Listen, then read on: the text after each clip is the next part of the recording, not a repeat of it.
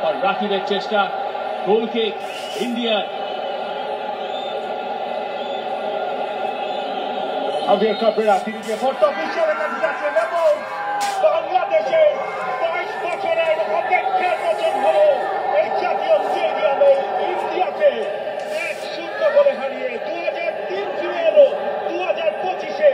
বাংলাদেশের কাছে এখন আর অপরাজেয় নয় টিম ইন্ডিয়া এবং এশিয়ান কাপ কোয়ালিফায়ারে বাংলাদেশের প্রথম জয়, চোখের কান্না। এই গোলকিন দেখেছেন বাংলাদেশের সবশেষ জয়টা, আর 23 বছরটাকে অপেক্ষা করতে হলো আরো একটা জয়ের জন্য।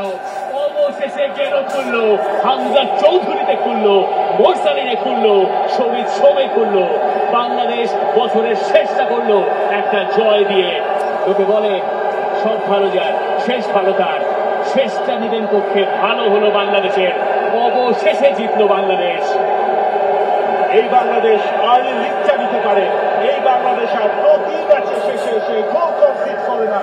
এই বাংলাদেশ ম্যাচের কন্ট্রোলটা রাখতে পারে।